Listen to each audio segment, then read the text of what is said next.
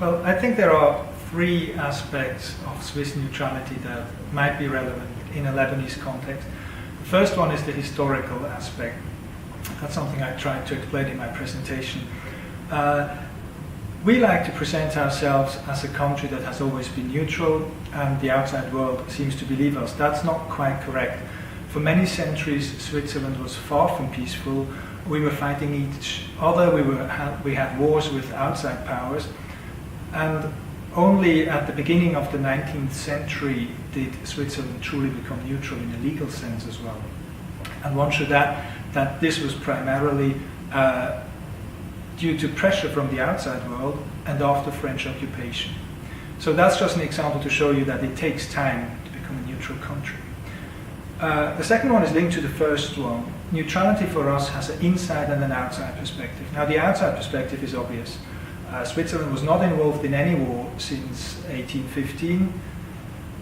We stayed out of the First World War successfully and the Second World War.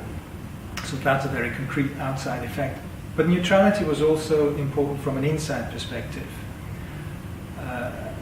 As I have pointed out, modern Switzerland was only established in the 19th century. Before that, it was a very disparate area, one should say, region.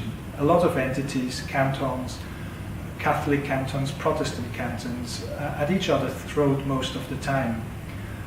And after modern Switzerland was established, we needed to construct a shared identity, and neutrality played an important part in that. It has helped to keep the country together, particularly in the First World War, when the French-speaking part was leaning towards France and the German-speaking part was leaning towards Germany. Now, the third aspect maybe is that for us, neutrality is a practical tool. It's a means to an end. It's not an end in itself. We should distinguish the technical law of neutrality, which is actually very narrow, and a neutrality policy. So the law of neutrality is basically you don't get involved in wars. Neutrality policy is much more flexible, and Switzerland has adopted its policy on neutrality over the years. So it's a flexible tool that can be adjusted to circumstances. I think that's, in a nutshell, what I was trying to say.